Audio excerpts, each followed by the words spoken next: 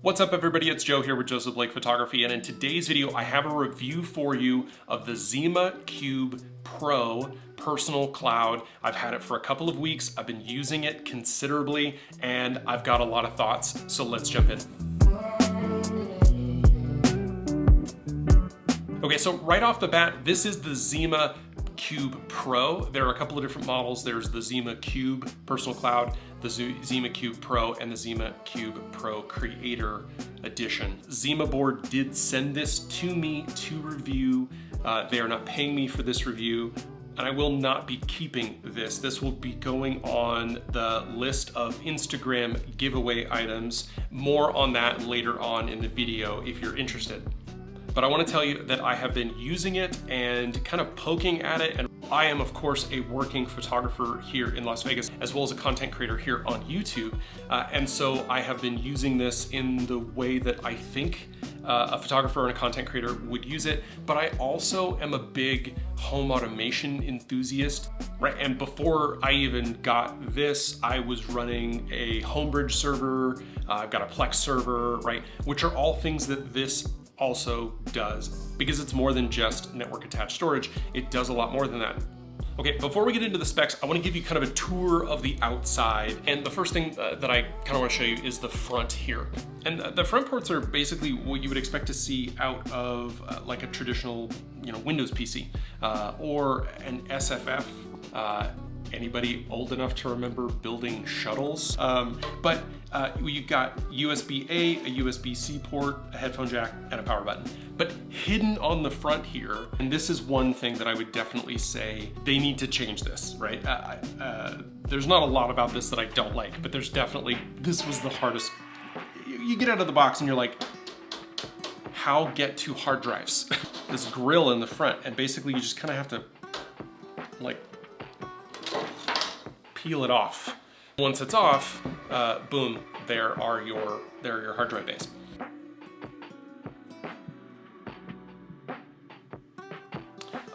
Switching to the back, you've got your power plug. It comes with an external power brick. This is 220 watts of power on the inside, 2 USB-C ports that we will also talk about a little bit, 3 network jacks, more USB-A, as well as HDMI and DisplayPort 1.4. This guy is definitely not light. It is very heavy, especially when you've got it fully loaded. There is upgradability inside this unit. Like any other small form factor PC, you can open this bad boy up and start playing with it, which is not what you would normally see from a traditional NAS. I'm not going to be adding anything to this, and I'm not going to be giving you kind of a tour of the inside. And the reason for this is that honestly, I think there's definitely an opportunity to get in depth with that, but I think this product really should be reviewed as it comes out of the box. Okay, now with that out of the way, let's talk about the specs. And this comes with an Intel i5 processor. That's a 12th generation processor. It has 10 cores. 2 of them are performance cores, 8 of them are efficiency cores.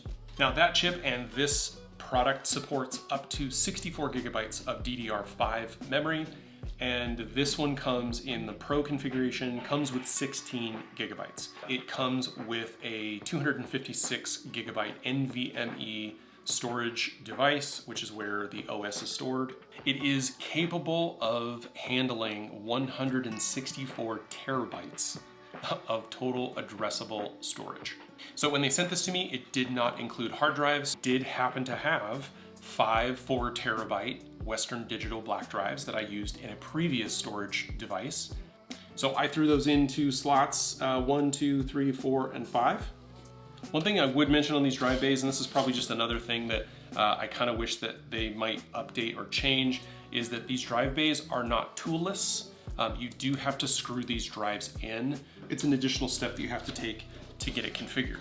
But once you get them screwed in, they slot in pretty easily. And to demonstrate, in the 6th bay here, I actually put in a 2.5 inch SSD. This is a 4 terabyte, just 2.5 inch Crucial solid state drive. Now the 6th bay, which is behind this kind of thumb screw here, that is where you find your SSD slots. That gives you those additional M.2 slots on that expansion board. And that expansion board supports up to 4 NVMe SSDs.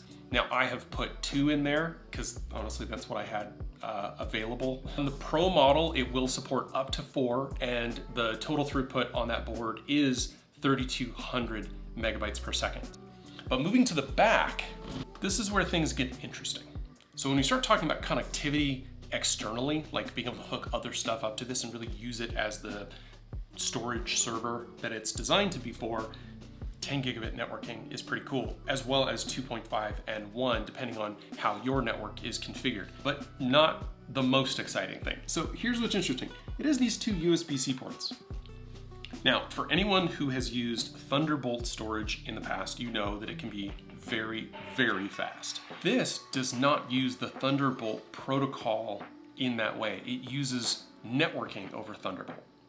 So it's a little bit different because it's not just an external storage device. It is a fully fledged PC. And so while I've been testing this here in the office, I've been using it both networked as well as networked via Thunderbolt. So that connection was established at 20 gigabytes per second, and I was able to transfer pretty quickly between my Mac and the Zima Cube. Right, so using the Thunderbolt network bridge on my Mac, and the Zima Cube supports Samba network bridge. Connection speeds were between 1 and 2 gigabytes per second. And then via that same connection, I was able to access those files in Lightroom, and it operated just about as quickly as it would if I was using external storage. So that's the hardware walkthrough, the specs, the inside and the outside. Now let's really go inside and let's take a look at the software. Okay, so I've got the Zima Cube powered up and I've got it connected via Thunderbolt. You know, we're gonna be doing this using the Thunderbolt connection, but just know that you can't do that first. So if you've got this thing straight out of the box and you're looking to hook it up like a Thunderbolt enclosure, it's not gonna work that way. You have to log into it first, create your account, and do all of that via traditional NIC networking. Now, if that's what you plan on using all the time anyway, then you're done, basically. But you do have to connect this to your router and then get it on your network, and then use the Zima client software on your Mac or PC, scan for it, it'll find it on your network pretty quickly, then you log into it, and then once that's established, then you can hook up the Thunderbolt connection. So once you get in, like, this is it. This is the Zima OS. It's pretty simple. There's not a lot to it. It just kind of works. That it has all these apps and widgets, and it's really kind of like a widgety dashboard-based operating system, right? And it'll kind of start with your RAID normally, your network connection, and then you can add widgets and delete widgets and all that sort of thing. And then it gives you these little, like, you know, pop-up things. So remote access. So that's something that, right, this thing calls itself a personal cloud. You can use the device ID that this has, and you can just install the Zima client anywhere else, or take like your laptop and go elsewhere. And this thing just kind of sits here and it will remain being your server. And then using Zima, the Zima client software, you can connect to it using that remote network ID, and it works pretty well. So as far as, like, you slap in storage, you create your RAID, maybe you slap in a bunch of other, you know, you could create the RAID with whichever drives you want. You can select which one.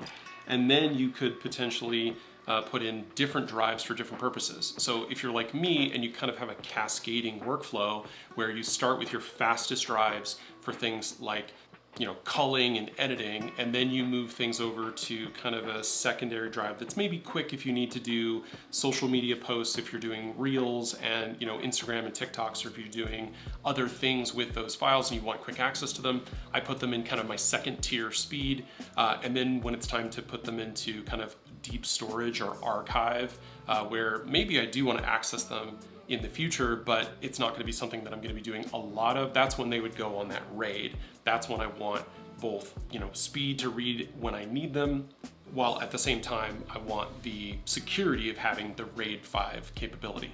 And using the Thunderbolt connection, as you can see, I'm pretty much able to max out that connection, about 1400 megabytes per second write, about 2000 megabytes per second read.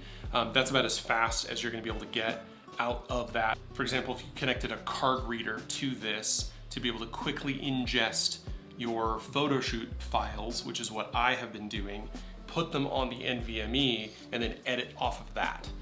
That's actually a really quick workflow, and then it doesn't take up any of the storage on your local machine, but it's still super fast. At the same time, then you don't have to do any archiving once you're ready to move those files into kind of a more deep storage. The deep storage is already here. You can kind of get all of that in one place, which is really nice. But again, using the Thunderbolt connection locally, you can get some pretty significant speeds out of RAID 5. Obviously it would be faster if I was using RAID 0, but I'm not a maniac, so I'm gonna use RAID 5. But I've seen as high as 600 or 700 megabytes per second write speeds and over 2,000 megabytes per second read speeds. So again, if you're doing photo editing or video editing, depending on the file sizes and the codecs and that sort of thing, via Thunderbolt, this is a great place to ingest your media to be able to do those edits, to be able to do that work. The other thing that you can potentially do with the 7th bay is you can add PCI stuff. I believe that there's a card reader that you can actually put in there, but you can also add a card reader via USB-C. There's lots of expansion options there. You can upgrade the RAM on this up to the 64 gigabytes. So if you are doing a lot more work on the device itself, not related to file storage, let's say you're doing transcoding, let's say you're doing, with Handbrake or whatever app that you're using, maybe you are using certain AI workflows, maybe you're using Stable Diffusion. This has Stable Diffusion built in, basically, in its AI console. So you can start doing things like that built into this device. Now, this model, the Pro model, does not come with a graphics card. However, it does have PCI expansion that allows you to add additional graphics capability. Basically anything that you could potentially put into a PCI expansion slot that's low profile, you can put in here. So depending on your workflow, those are all things that you can potentially do down the road. So it'll run Linux, it'll run Windows, it'll run TrueNAS, it'll run Unraid, right? There's a lot that it can do if you don't want Zima OS, because Zima OS is pretty simple and basic out of the box. It just does what you need it to do pretty quickly. But you can also run VMs on here. So if you didn't want to redo the OS, but you wanted to run, say, Windows, you could run Windows in a VM. But you can also run, in addition to the apps like Plex and Nextcloud and Calibri, these are all things that come kind of built in. You can also run Docker container apps. I'd say the most common container apps that I'm running are Homebridge and Plex. So I run those in containers because then basically it's like its own little thing and it kind of stays on its own. All right, so to wrap up, we've looked at the Zima Cube connected via Thunderbolt. We've looked at all of the kind of exterior connectivity, the interior connectivity and expandability. We looked at Zima OS. We've looked at the ability to run VMs, the ability to run Docker containers, and really kind of all the expandability that you have on this device. And so here is kind of my conclusion and final take. So number one, in the Pro column is definitely the fact that it is expandable. Both in terms of storage, right, with 6 bays that you could do either spinning drives or SSDs. You have that 4-port M.2 card in the Pro model, and you can, using the PCI expansion capacity inside the device, you could add additional M.2 slots. I think there's even one on the main board. So there's really no lack of storage expansion on this device that it will serve. As someone who would potentially be using it, right, as a content creator, as a photographer and videographer, the ability to use it in a really kind of a multitude of ways, either as, again, kind of deep storage NAS for still photos and archival video, for directly connected high-speed external storage via Thunderbolt, and as kind of remote storage if you're out in the field or maybe on a trip and you need to access something for a client or something for maybe a social media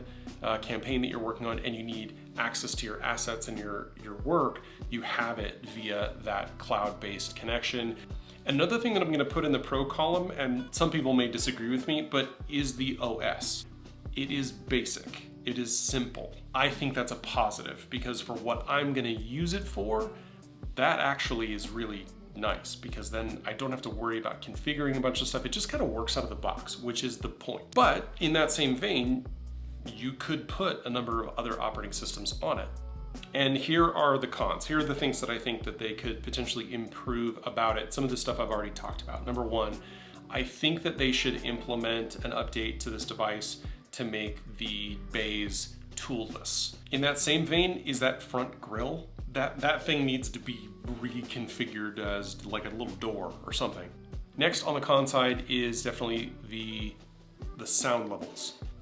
And last but not least, and this is kind of in the pro and the con column, is that Thunderbolt connection. And so this is kind of a double-edged sword, right? Using Thunderbolt as a network standard, using Samba to bridge that connection is never going to be as fast as what the Thunderbolt lane, the Thunderbolt connection at potentially 40 gigabits is capable of. The connections that I got were 20, so it's not even using that full connection pipeline.